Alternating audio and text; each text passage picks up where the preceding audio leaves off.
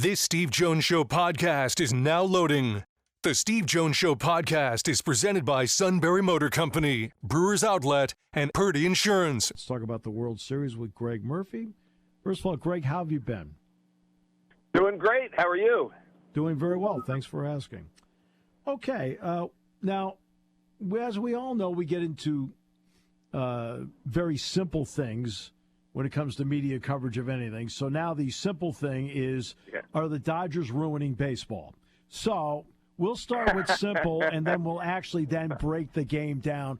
But we'll follow along with I mean, because you and I both know there aren't a lot of chops out there anymore, right? And that's one of them. But are they ruining baseball? You know, it's funny.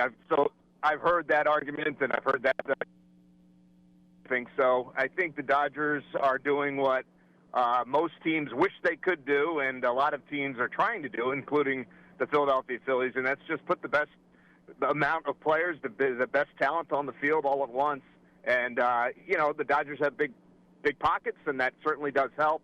But at the end of the day, they're also guys that go out and get the job done, and they're talented players, but they go out and in big moments they're able to perform and they get the job done. So, you know, Shohei Ohtani and Mike Trout were together, and the Angels didn't even make the postseason. You got to go out, put the right group of guys together, and then go out and play well at the biggest moments. And they've just been able to do that over the last couple of years. Exactly. Remember, what's really been a big plus for the Dodgers in the postseason is their starting pitching has flourished, which has then minimized a weakness, which is their bullpen. And I think that's been the big part of this, because the Dodgers starting pitching has been out there. The bullpen has been less of a factor, and everybody knows that the Dodger bullpen can be a roller coaster. Absolutely. And I think, you know, we talked about this before the Phillies-Dodgers series, in that the Phillies were at a little bit of a disadvantage because of the 5-game series and the day offs that were in place during that series, that the Dodgers were not going to have to roll out that bullpen like they did during the regular season. You know, we saw the results when the Phillies were in L.A. in September when they ended up clinching the division. They got into that bullpen 2 or 3 times during that series and won 2 of those games. But because of the way the series played out, they didn't have to do that in the postseason. And now, you know, having rolled through the Brewers and not having to get into that bullpen again, that's the game plan for them. They will lose games if you can get into their bullpen and avoid those starting pitchers at the back end. I truly believe if it was a 7-game series with the Phillies, it would have been different, because the Phillies were a little bit deeper than the Dodgers are in terms of that. So yeah, exactly. What have you thought about Mookie Betts at shortstop? When Mookie Betts played as a kid against the State College Spikes, and when he did, I did the series. It was up in Lowell. He played second base, and they moved him from second base eventually to the outfield. What have you thought about Mookie Betts, who's a terrific athlete and a great glove? What have you thought about him at shortstop? Well, I think you just said it. I mean, he just seems to be able to do anything you ask him to do out on a baseball field. It's really remarkable. He's one of those unique players that no matter what, he's a ball player, and he's able to go out and play a good second base and play a good shortstop and play a good outfield, or better than good, you know, above average for sure. And you marvel at guys like that. I mean, I can compare it to Bryce Harper and his move from right field, where he was an outstanding right fielder, into first base, where he's nominated for the Gold Glove. I mean, some of these guys, they're just built different, and Mookie's certainly one of those guys. I would imagine if you asked him to catch, he would probably be able to figure that out as well. So I can't say I'm surprised at the level of play that he's shown at shortstop or anywhere else on the diamond. Ohtani had maybe the single greatest game we've ever seen a player have in the sport. Yeah.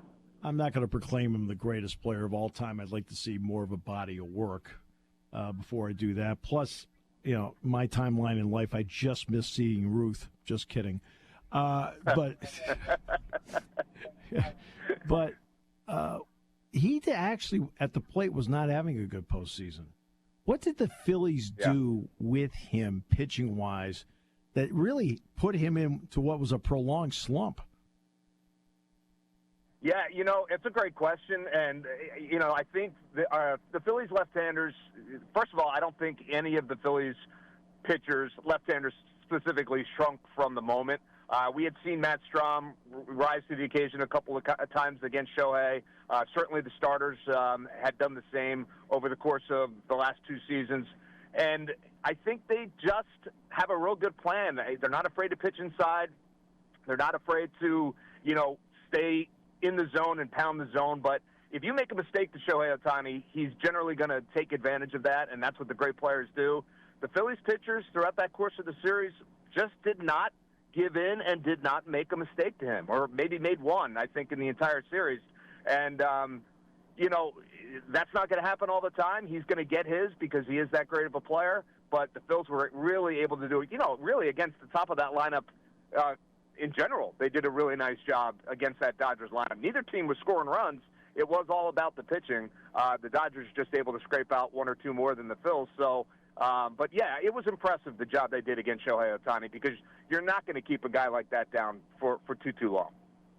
Greg, give me a player on the Dodgers roster, because you watch the game so closely. That's one of those under-the-radar guys, but he's a reason why they win. Oh, well, I think they probably have a couple of those guys. But, I think we saw the difference that Will Smith makes in their lineup. He had been injured, and then he comes back. Yep. And just being in there, just kind of lengthening that lineup for them. And he had a couple of big swings of the bat as well. He's a guy that I don't want to say fear, but he's a guy that can hurt you and doesn't get talked about as much as some of the other guys. And then, of course, when you're talking postseason, I think you got to mention Kike Hernandez too, because he's a guy that just seems to do it when the lights are at its brightest. And he's a guy that has hurt the Phillies before, and he certainly hurt the Phillies in this series. Okay, so now let's flip it over to the Jays. How interested are you to see rust versus energy of Bo Bichette being back for Toronto?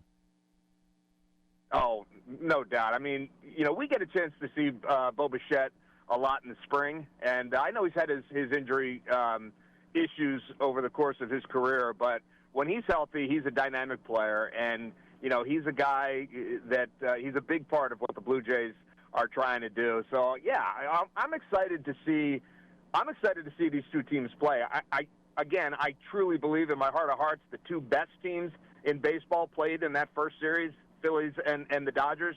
But I had Toronto coming out of the American League, and I'm interested to see what this series holds, because there's a ton of talent up and down the lineup in both of those lineups, and it should be a good series.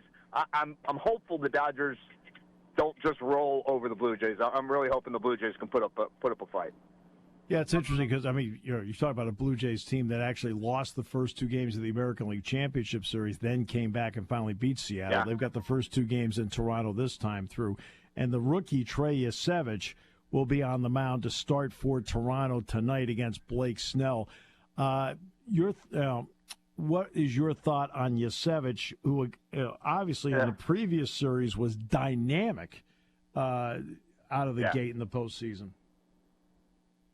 Well, he's got amazing stuff, and it looks like he's a guy that can rise to the occasion, and the moment won't be too big for him. But he's never been on a stage like this before, and it is going to be a huge moment. So I think we'll learn a lot in the first inning or 2, and watching him going out there and doing his thing and seeing if he can calm the nerves and keep the adrenaline in check, because that's the one thing that can derail a pitcher, is that that adrenaline starts to course through the body, and you start to lose a little bit of your command. We know he's going to throw hard. We know, he's going to be triple digits kind of thing.